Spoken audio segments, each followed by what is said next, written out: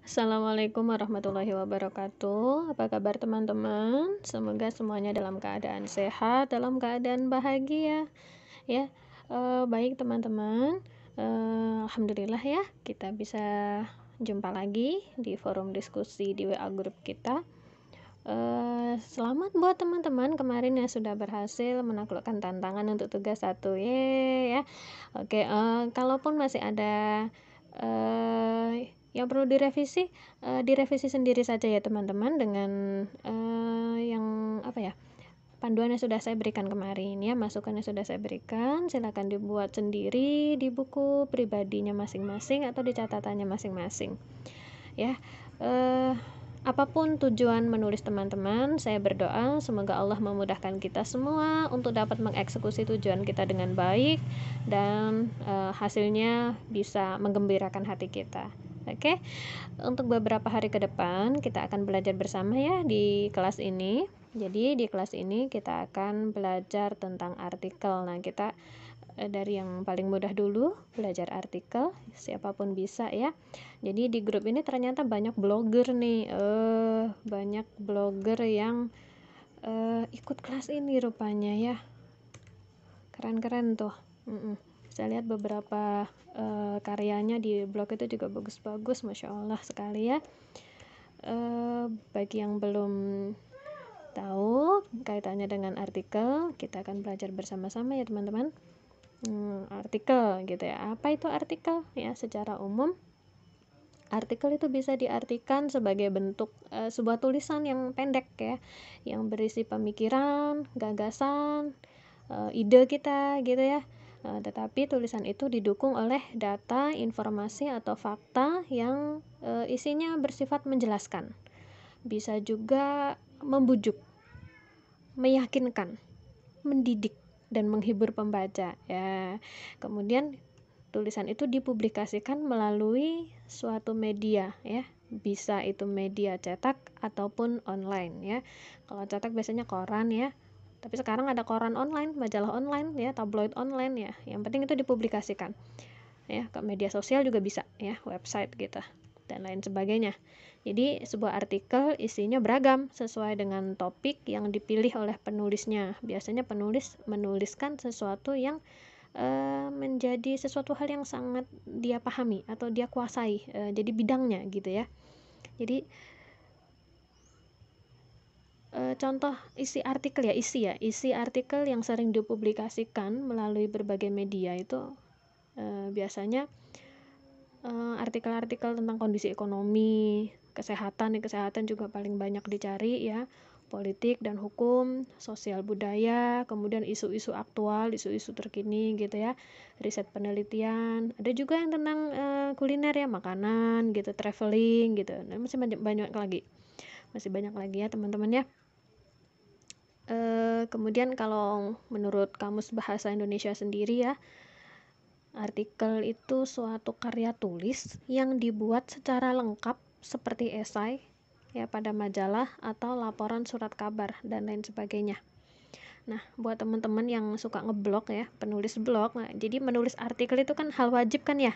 Nah, karena artikel itu adalah nyawanya gitu, kehidupan blog itu sendiri. Apalah artinya sebuah blog kalau nggak ada artikelnya gitu teman-teman. Nah, saya dulu juga sempat aktif di blog, cuman itu blog itu saya gunakan untuk menuliskan tugas-tugas saya gitu ya. Tapi sekarang masih ada yang blogspot, ada yang .com. Oke, cuma sekarang saya jarang menulis di blog. Hemat saya ya, artikel itu sebenarnya adalah tulisan lepas ya, isinya pendapat dan opini kita yang mengupas tuntas tentang suatu permasalahan yang aktual, kontroversial ya. Tujuannya adalah mendidik, mempengaruhi gitu, meyakinkan dan menghibur itu tadi. Maka dari itu ada berbagai jenis artikel. Jadi secara umum ada 5 ya jenis artikel yang sering kita baca sehari-hari. Jadi mengacu pada pengertian artikel tadi itu, jenis-jenis artikel itu ada yang artikel narasi, artikel deskripsi, eksposisi, argumentasi, dan persuasi. Jadi Nah, ini tergantung kita mau menuliskannya dengan jenis apa. Dulu kalau waktu di sekolah kita ya diajarin guru bahasa Indonesia tentang deskripsi, eksposisi, narasi begitu ya teman-teman ya. Hanya saja kita itu hanya ditunjukkan hutannya, hutan bahwa ini adalah jenis-jenis tulisan gitu, tapi kita tidak dikenalkan langsung dengan pohonnya gitu. Jadi sekarang kita harus mulai menjajaki satu persatu. Jadi seperti apa narasi itu, seperti apa deskripsi itu gitu ya. Sedikit saya bahas kaitannya dengan artikel narasi. Jadi kalau artikel narasi itu ya isinya menceritakan tentang rangkaian peristiwa secara sistematis dari awal, tengah, dan akhir gitu. Jadi di dalam narasi itu biasanya ya ada tokohnya, ada konfliknya, ada penyelesaian masalahnya. Cuman dituliskan dengan gaya artikel gitu ya, narasi, bukan dengan kayak cerpen gitu. Nah, jadi artikel narasi ini kayak apa? Kayak biografi, autobiografi, atau kisah pengalaman. Yang paling sering ini adalah kisah pengalaman. Ini paling mudah ya, kisah pengalaman kita.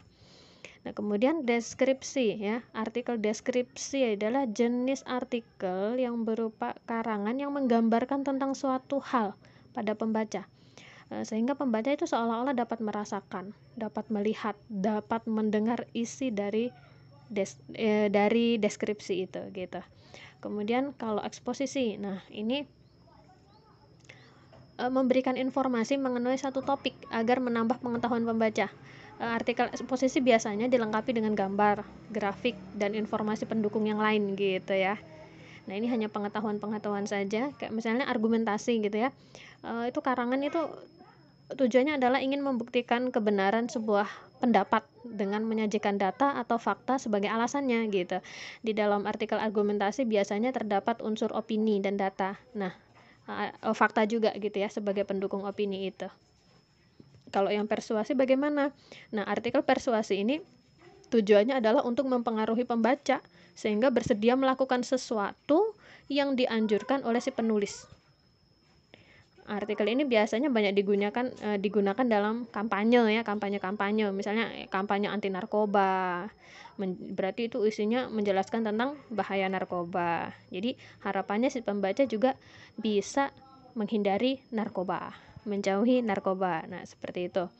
Kemudian tulisan artikel ini apa sih yang membedakan tulisan artikel dengan jenis tulisan yang lain? Jadi begini. Artikel juga ada ciri-cirinya ya. Nah, yang jelas ciri-ciri artikel itu dia bersumber dari sebuah realita. Ya, realita. Tapi didukung dengan data yang kuat, juga dengan fakta. Gitu. Jadi tidak bersumber dari mitos. Kenapa? Karena tidak bisa dipertanggungjawabkan kebenarannya. Kemudian hasil tulisannya original gitu, asli. Nah, sifatnya bagaimana? Sifatnya faktual. Jadi dengan mengungkap berbagai data yang diketahui oleh penulis. Isinya adalah mengungkapkan data gitu. Kemudian isinya, nah kalau isi artikel bukan hanya dari pemikiran penulisnya saja, tetapi juga dari hasil analisis fakta yang sudah diperoleh, baik itu dari objek yang sudah penulis itu ketahui atau dari narasumber yang sudah pernah diwawancara gitu. Kemudian isinya juga bisa berupa laporan ya, bisa mengenai biografi tokoh misalnya, kisah perjalanan seseorang gitu, argumen, hasil riset, atau bahkan berita gitu, berita terkini nih, news gitu. Nah, gagasan atau idenya itu biasanya untuk artikel itu adalah gagasan-gagasan yang baru, idenya hangat gitu ya, isu-isu hangat, dan itu dibutuhkan oleh pembaca secara umum, seperti itu.